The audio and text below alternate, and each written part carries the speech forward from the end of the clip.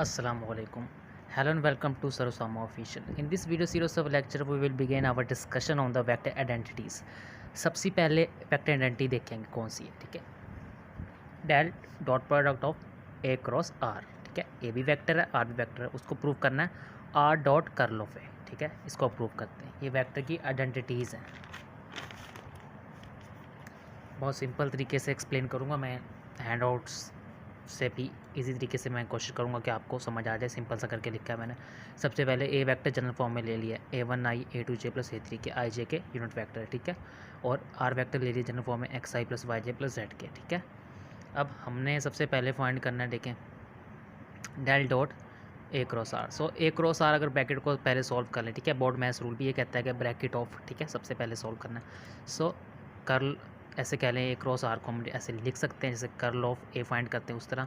लेकिन अभी ए cross are की बात हो रही है, सो कर्ल की बात नहीं हो रही, कर्ल ऑफ ए की बात नहीं हो रही।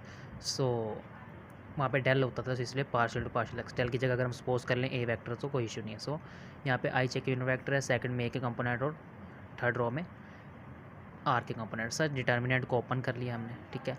उसके बाद डेल डॉट हम जानते हैं partial to partial x, partial to partial partial partial J, I J K इनके साथ आएगा। सो देखिए अब यहाँ पे हम आई जे के एक दूसरे से रिमूव हो जाएंगे। सो यहाँ पे अगर इसका पार्शियल टू पार्शियल एक्स के हिसाब से डेरिवेटिव लेंगे, देखिए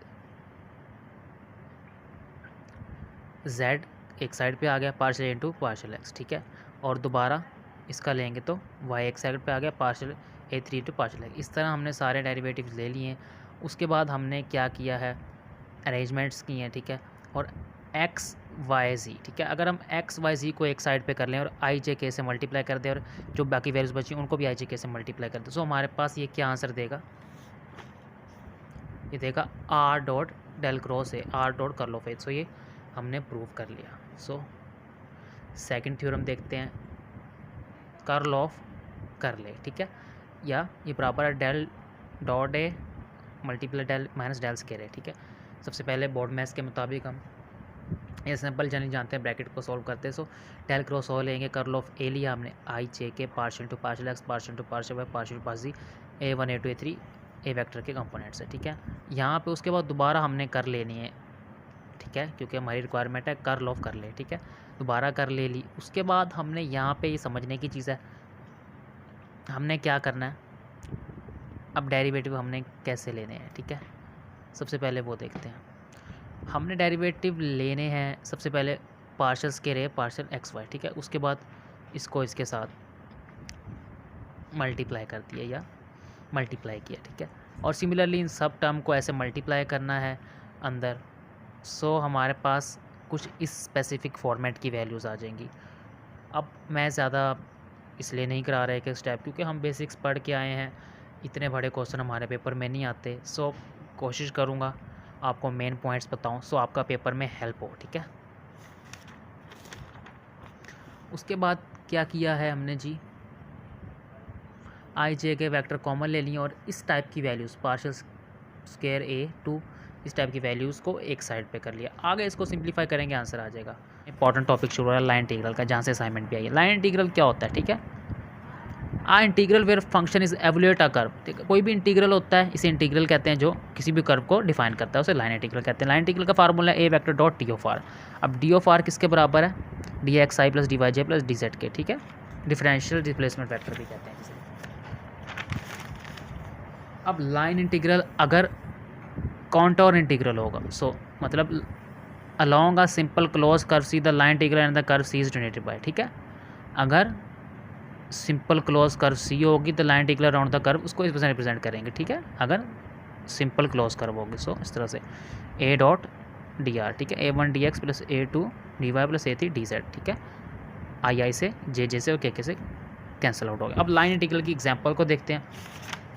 पीछे जो करते आए हैं डाइवर्जेंस की है, हमने कर्ल को समझा है, लेकिन अब यहाँ से बहुत ही इंपॉर्टेंट टॉपिक है, तो मैं स्टेप बाय स्टेप समझाता हूँ आप लोगों को। देखो पहला क्वेश्चन है, उसमें एक स्केलर फंक्शन दिया है, एक वेक्टर फंक्शन दिया है और एक कर्व दिया है जिसपे x बराबर है टी स्क्वायर, वाई बराबर 2t, z बराबर है टी क्यूब, ठीक है। और लिमिट्स दिए हैं 0 से 1 तक, ठीक है। हमें लाइन इंटीग्रल फाइंड करना है phi dot d r. Phi dot d r find करेंगे, फाई का डॉट प्रोडक्ट रखेंगे डी आर से, ठीक है। अब फाई हमारे पास जो गिवन है 2 एक्स वाई जी कसके, सो एक्स वाई जी यहाँ से टी की वैल्यू लिख दें अगर एक्स वाई जी की जगह जो जो वैल्यू गिवन है, ठीक है। रिप्लेस कर दिए हैं, एक्स को टी स्क्वायर से, वाई को टू टी से और जेड को टी क्यूब से। तो हमारे पास आ गया 49। अब आर वेक्टर जानते हैं generally X Y plus Y J plus Z K, ठीक है। और एक्स वाई जे की दोबारा वैल्यूज रिप्लेस कर दी आर में, ठीक है। और डी आर वैक्टर हम जानते हैं D X I plus D Y J plus D Z के, यहाँ भी हमने वैल्यूज़ को रिप्लेस कर दिया है। सो हमने पढ़ा है कहता कि रिलेशन अगर फाई डॉट डी आर होगा तो हम इसको ऐसे लिख सकते हैं आई जे के कंपोनेंट में, ठीक है। अब d x d y d z है।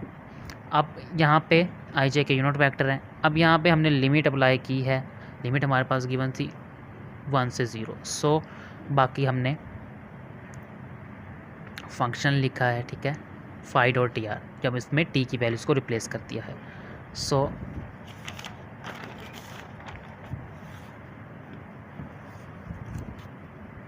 यहाँ पे हम जब लिमिट्स को लैता लैता कर लेंगे तो हमारे पास इस तरह का आंसर आ जाएगा।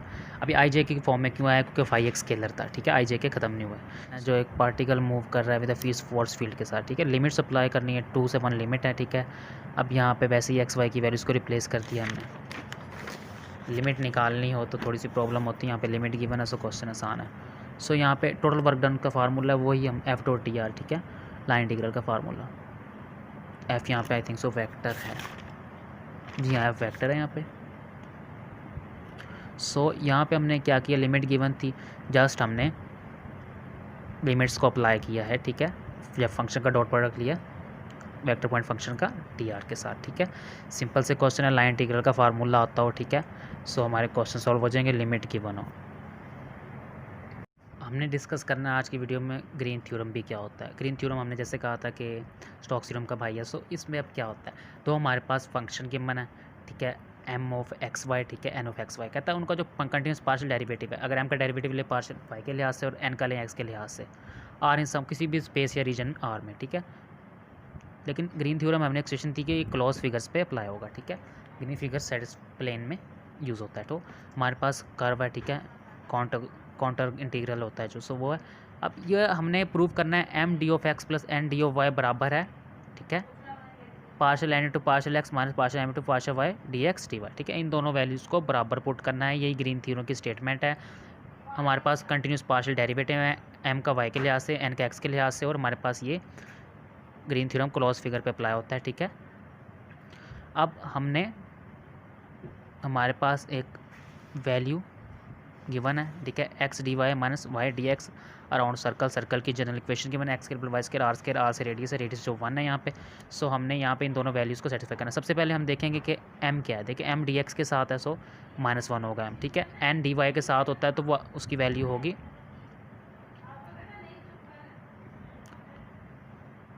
एम की वैल्यू होगी -y, ठीक है, और n की वैल्यू होगी x, क्योंकि इस इक्वेशन से अगर कंपेयर करें तो हमारे पास क्या आ रहा है, m के साथ dx है तो m की वैल्यू -y, n की x होगी। यहाँ पे हमने ये तो पता चल गया कि उसकी वैल्यूज़ क्या हैं। अब पार्शियली डेरिवेटिव लेते हैं m का x के लिहाज से और n का भी, m का y के लिहाज से और n का x के लिहाज से। सो हमारे पास +1 और -1 आ जाएगा। सो यहाँ पे हमने वैल्यूज़ को लिख लिया, ठीक है। हमारे पास ये आ गया 1 माइनस 2 आ गया, ठीक है। 2 बाहर चले जाएगा। अब देखिए d, अब हमारे पास डबल इंटीग्रल है, ठीक है।